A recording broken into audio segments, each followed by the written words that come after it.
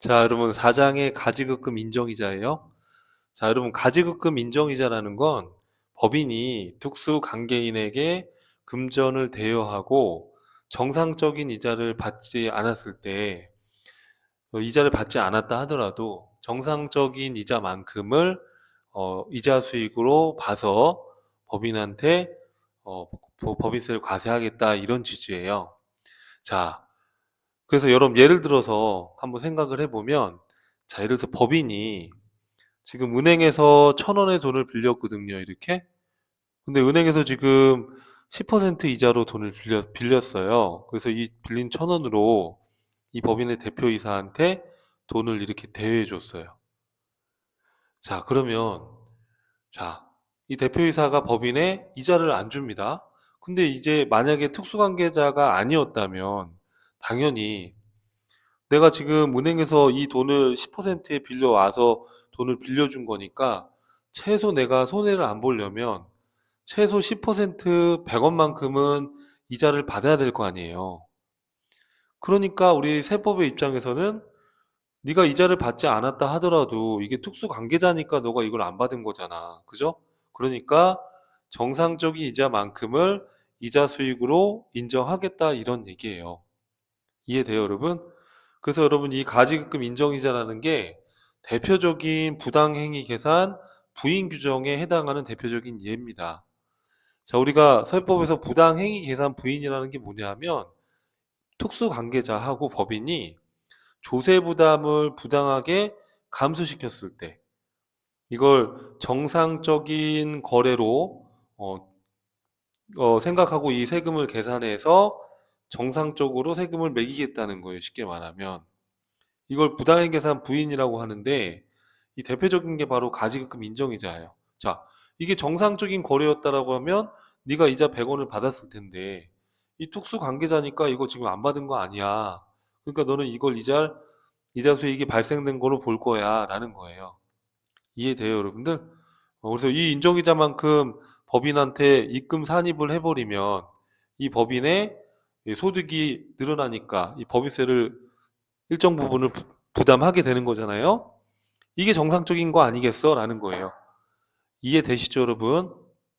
자, 그러면, 자, 인정이자, 우리 인정이자, 그러면 이렇게 인정이자를 무조건 이런 식으로 다 반영할 거냐라고 했을 때 중요성을 판단해 보겠대요.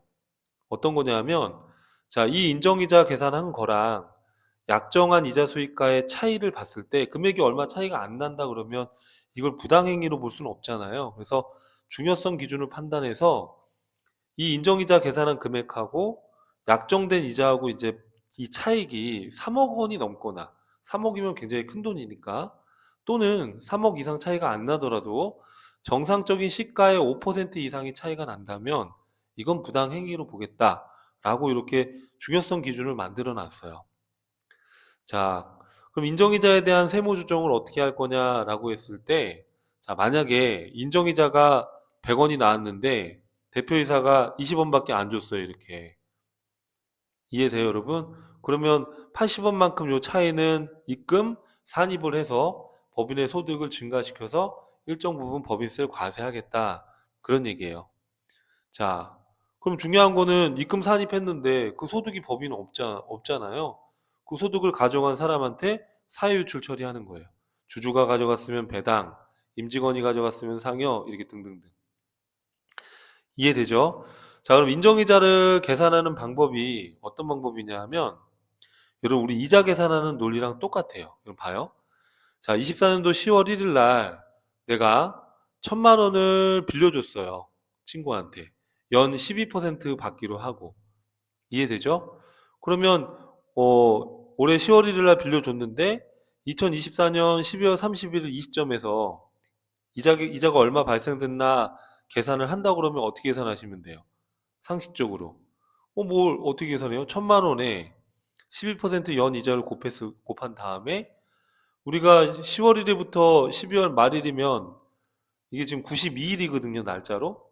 그러면 지금 이건 연이자니까 366일에, 이제 2025년은 6년이니까 366일 중에 92일만큼 일수 계산해서 이렇게 이자를 계산하는 거 맞죠? 근데 우리 세법은 이 방법 1처럼 이렇게 이자 계산을 하지 않고요. 이 여기 보시면 가지급금 등의 적수 이렇게 해가지고 적수라는 개념을 갖고 있거든요. 적수가 뭐냐 하면 매일매일의 잔액을 다 더한 걸 적수라고 그래요. 별거 아니고 여러분 이렇게 하는 거예요. 요, 요 위에 방법 1 식을 참고해서 요 방법 2를 한번 보시면 1000만 원에다가 92를 먼저 곱하는 거예요. 이렇게. 그러면 요거를 뭐라고 하냐면 이거를 적수라고 하는 거예요. 적수. 거기에다가 이자율을 곱한 다음에 여기엔 지금 92일이 곱해져 있으니까 366일로 나눠야 될 거 아니에요? 이렇게 하면 똑같은 숫자가 나와요. 그 세법에서 얘기하는 거는 이 날짜를 먼저 곱해서 이 매일매일의 잔액을 다 더한 이 적수를 먼저 계산하고 그리고 이자율 곱해서 이 365일 또는 366일로 나눠서 이렇게 이자 계산하겠다라는 개념이에요. 알겠죠, 여러분? 자, 근데 가지급금이라는 명칭여와 불구하고 업무와 관련 없이 자금을 빌려준 건 가지급금으로 봐요. 업무무관 가지급금으로. 다만 여기 지금 나와 있는 이 6가지는 업무무관 가지급금으로 보지 않겠다는 거예요. 즉 불이익 주지 않겠다는 건데 미지급 소득에 대한 소득세를 법인이 대납했다. 이건 뭐냐 하면 자, 여러분 직원한테 월급을 못 주면 우리 소득세법에서 이 근로소득에 대해서 지급시기 의제라는 규정이 있어요. 그래서 예를 들어서 1월부터 11월까지에 대한 월급을 못 줬다. 11월 31일까지 못 줬다. 자, 1월부터 11월에 대한 월급을 직원한테 못 줬어요. 돈이 없어서. 그럼 이때는 12월 31일까지 못 주면 이날 그냥 지급한 걸로 의제해요. 이런 걸 지급시기 의제라고 하거든요. 지급시기 의제 규정을 이렇게 규정한 이유가 그럼 이걸 지급을 안 해버리면 세금 신고를 안 하면 이 개인들의 소득 파악이 안 돼요, 세무서에서. 그래서 너 11월 달 거까지 못 줬다 그러면 12월 31일 날에는 돈을 못 줬어도 그냥 지급한 걸로 보는 거예요. 그러면 이때 소득세 신고를 할 때, 원천세 신고를 할 때 직원한테 월급도 안 줬으니까 우선 법인 돈으로 직원들 원천징수 세금을 내야 될 거 아니에요? 그걸 말하는 거예요. 이거는 업무무관 가지급금하고 상관없잖아요. 그죠? 자, 그 다음에 국외투자법인 종사자 여비 등을 대납한 것도 마찬가지예요. 그 다음에 또 우리 사주조합의 주식 취득자금을 대여한 거. 자, 우리 회사 주식을 살 수 있는 이 우리 사주조합에 주식 취득, 우리 회사 주식을 살 수 있게끔 자금을 대여했다. 우리 사주조합 활성화 목적이에요, 여러분. 이거를 업무부관 가지금을 보진 않습니다. 퇴직금 전환금이라는 거는 옛날에 있던 제도예요. 옛날에 연금 가입을 활성화시키려고 직원들 퇴직연금 공단에다가 불입을 해놨어요. 이렇게. 그걸 말하는 거예요. 이건 업무부관 가지급금하고 전혀 관련 없잖아요. 그 다음에 대표자 상여 처분에 대한 소득세 대납액이에요, 여러분. 어, 대납액이에요, 대납. 여기. 자, 이게 뭐냐 하면 여러분, 만약에 법인이 증빙 구비를 못하면 그 증빙 불비에 따른 송금물산입이 되잖아요. 그럼 송금물산입이 되면은 입금산입, 송금물산입 해가지고 이제 세무조정을 하는데 이 책임을 대표자 상여로 처리해요. 그럼 여러분 대표자는 사실은 실제로 이렇게 상여금을 가져간 게 아니라 소득처분 때문에 어쩔 수 없이 지금 상여처분이 돼가지고 대표자는 이 상여 근로소득에 대해서 또 세금을 또 내야 되거든요. 근데 이걸 사장님한테 달라고 할 수가 없잖아요, 여러분. 그럼 그냥 법인이 이 대표자 상여처분한 거에 따른 소득세를 대납을 합니다, 이렇게. 그럼 여러분 이걸 업무무관 가지급금으로 볼 수는 없잖아요.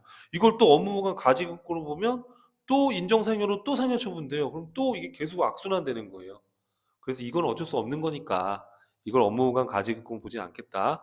자, 그리고 여러분 급료 가불금이나 직원들 가불 해준 거나 경조사비 대여를 해줬다든지 학자금 대여해준 걸 업무보관 가지급금을 보진 않아요. 자, 그래서 여러분 요 6가지는 업무보관 가지급금에서 제외되는 겁니다. 자, 그리고 동일인에 대한 가지급금 가수금은 상계하는 게 원칙이래요. 이게 무슨 얘기냐면 조그만 기업들은 사장님이 법인 돈을 이렇게 가지급금으로 가져가기도 하고 이렇게요. 또 법인이 장사가 잘 안 돼서 돈이 부족하면 사장님이 이 법인한테 현금을 이렇게 주면 가수금 이렇게 잡는단 말이에요. 그럼 이거 사장님한테 받을 돈이고 사장님한테 갚을 돈이잖아요. 그럼 이거는 동일인이잖아요. 그럼 그냥 상계에서 가지급금 30원에서 이렇게 인정이자 계산해라 그런 얘기예요. 그런데 만약에 약정을 했다 그러면은 상계하지 않겠다 약정했으면 그럼 상계하지 말고요. 약정이 돼 있으면. 자, 그다음에 이제 인정이자율인데 자, 우리가 가지급금 인정이자 계산할 때 요 인정이자율 있잖아요. 그죠? 그럼 이 인정이자율을 몇 퍼센트를 할 거냐라고 했을 때 쉽게 말하면 이런 개념이에요. 쉽게 말하면 여러분 봐요. 내가 아까 얘기했던 이 개념이에요. 쉽게 생각하면. 봐봐요. 자, 내가 지금 은행에서 1,000원을 빌려와서 봐봐요. 1,000원을 내가 지금 빌려왔잖아요. 근데 은행 이자가 100원이에요. 내가 지금 1,000원 꼬았는데 은행에 이자 100원 냈어요.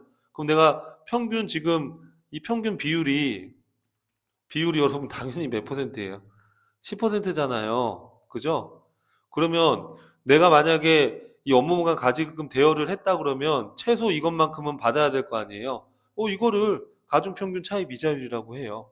그래서 요 대여한 시점에 차입금이 있을 거고 이 차입금에 대한 이자가 있을 거니까 요 평균 낸 게 요 정상적인 이자겠지 이렇게 생각하는 거예요. 쉽죠, 여러분? 어렵지 않죠? 자, 그래서 여기 보면 그래서 이 가중평균 차입 이자율이 적정 시가다 이렇게 생각을 하는 거예요.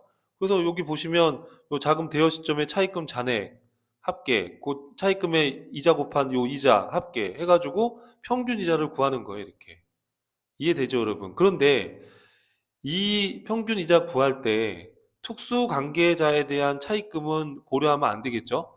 이 특수관계가 있으면은 정상적인 이자율은 아니잖아요. 자, 여기 케이스 봐요. 가중평균 차입 이자율을 계산해라 이렇게 돼 있어요. 가중평균 차입 이자율 계산해라. 그러면 여기 특수관계자에 대한 차입금이 있으니까 이건 정상적인 차입금이 아니니까 이건 빼고요.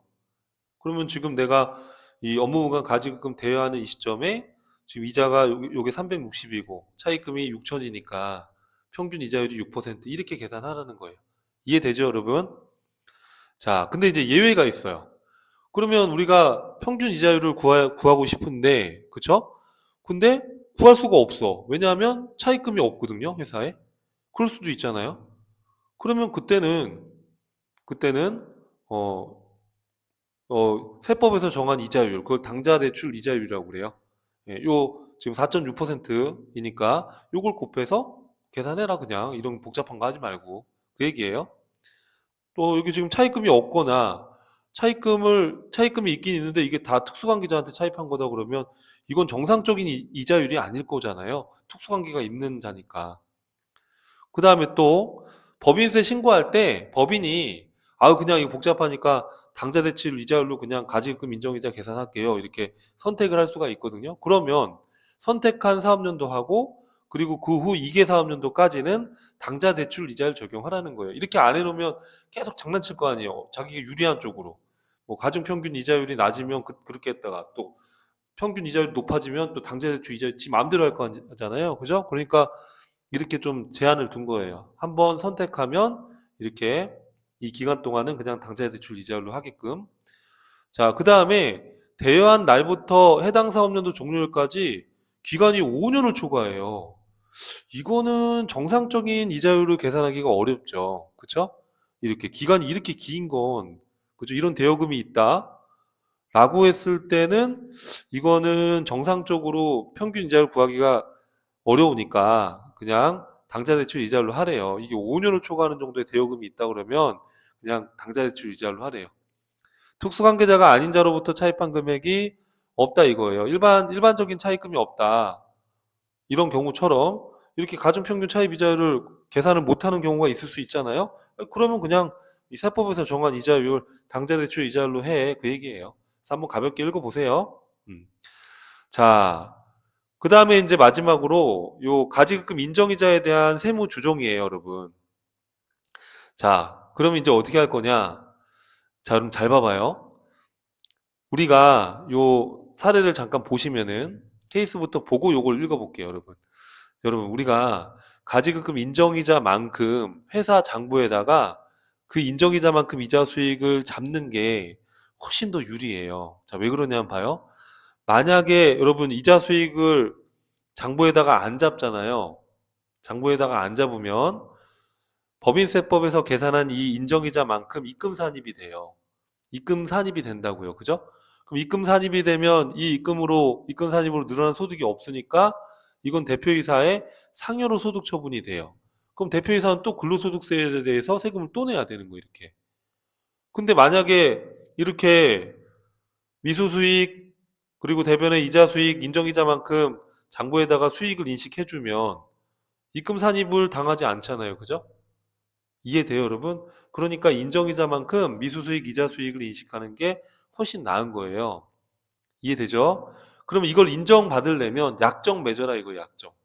약정. 여기 사전 약정을 맺어라 이거예요. 그러면 인정해줄게. 그럼 이게 어렵나요? 자, 사장님하고 이거 약정서 하나 대충 만들어 놓으면 되는 거죠. 그렇죠? 이렇게 해서 미수수익, 이자수익 잡는 게 인정상여 상여로 소득 처분이 안 되는 거니까. 이거 상여로 소득 처분이 되면 또 사장님의 그 소득세가 나오잖아요, 또. 무슨 말인지 이해되죠? 그래서 약정이 있고 그러면 이렇게 인정해 주겠다는 거예요. 자, 인정해 주는데 봐봐, 인정해 준다고 그랬죠? 자, 약정이 있다 그러면 인정을 해. 그죠? 이렇게 상여 처분 안 당하려고 약정서 만들어서 이렇게 한 거야. 했는데 이거를 1년이 되는 날까지 회수를 하지 않았다 이 얘기예요. 이해돼요? 무슨 말인지 여러분? 그러면 여러분 이게 무슨 말이에요? 약정만 해놓고 이 미수수익, 미수이자를 현금으로 회수하지 않았다는 거는 이거 회피하려고 해놓은 거 아니냐 이거예요. 무슨 말인지 이해되죠? 그래서 미수이자를 이자 발생일에 속하는 사업연도 종료일로부터 1년이 되는 날까지 회수를 하지 않았다. 그러면 너 이 상여 처분을 안 하려고 지금 이렇게 한 거니까 이때는 입금 산입해가지고 요 상여 소득 처분을 하라 그 얘기예요. 이해되죠? 만약에 여러분 약정이 없다 그러면은 이 미수이자는 인정하지 않아요. 그러니까 반드시 약정서를 만들어야 됩니다. 실무하시는 분들은. 자, 이해되죠, 여러분? 자, 그래서 약정이 있다 그러면은 미수수익 계상하고 그대로 인정이니까 상여 처분될 필요가 없죠. 이렇게 해야 되는 거고요, 우리 실무상. 자, 약정이 없어요. 그런데 미수수익, 이자 수익을 계상한 거예요, 인정이자만큼. 인정 안 하는 거예요. 약정이 없으니까. 이럴 때는 미수수익 자산을 감액해야 되니까 송금 산입, 유보 발생해서 마이너스 유보 처리하고 송금 산입했는데 실제 송금이 아니잖아요, 지금. 그럼 다시 입금 산입 또는 송금 불산입해서 200원만큼 가산 조정했는데 그 소득이 없잖아요. 그건 이제 대표이사의 상여로 처분이 되는 거예요. 그러니까 약정서를 만들어야 돼요. 안 그러면 이 상여로 처분돼 가지고 사장님 소득세를 또 내야 되는 거예요. 이해되시죠? 무슨 말인지? 자, 그리고 특수관계가 소멸하는 날까지 회수하지 않았대요. 근데 특수관계가 소멸이 됐대요. 그럼 그때는 입금 산입하겠다 뭐 그런 얘기니까 한번 보시면 되겠습니다. 자, 여러분 참고로 특수관계에 대한 업무보강 가지급금이 이렇게 있으면 어떤 불이익을 받냐 하면 법인기업은 첫 번째로는 이 업무보강 가지급금 이 채권에 대해서 대손 처리는 인정 안 되는 거예요. 아, 이거는 짜고 치는 고수톱이잖아요, 여러분. 그죠? 자, 그리고 여기 봐요. 업무보관 자산 관련 지급이자 송금물 산입함. 이제 이거는 우리 다다음 강좌에서 또 이런 공부할 텐데, 여러분 지급이자라는 게 이자 비용이거든요. 자, 이게 무슨 얘기냐면은 뒤에 가서 또 얘기하겠지만 회사가 뒤에 가서 자세히 얘기해 줄게요. 회사가 은행에서 차입을 하면 이자 비용이 발생이 되는데 그 차입한 돈으로 업무보관 가지급금을 빌려주게 되면 그 업무보관 가지급금에 해당하는 비율만큼 그 이자 비용 자체도 송금으로 인정 안 해줘요. 그렇게 불이익을 주는 거예요. 자, 이 부분은 여러분 지금 이해 안 가도 괜찮아요. 뒤에서 나오는 거라. 이런 불이익이 있다는 거. 그리고 가지급금 인정이자만큼 또 입금 산입되니까 불이익을 당하는 거죠. 그래서 가지급금, 업무보관 가지급금은 법인이 이걸 보유하고 있으면 안 돼요. 이런 불이익을 당하기 때문에. 이해하시겠죠, 여러분? 자, 그래서 우리가 업무보관 가지급금 이론에 대해서 학습했는데, 여러분 이게 상당히 또 이게 낯설게 다가오시는 분들이 있을 거예요. 그래서 강의 1.2배속이나 1.5배속이나 이렇게 해서 쫙 빠르게 한번 돌려보시면 또 여러분이 익숙해질 거라고 봅니다. 자, 여러분 고생 많았고요. 다음 강의에서 뵙겠습니다.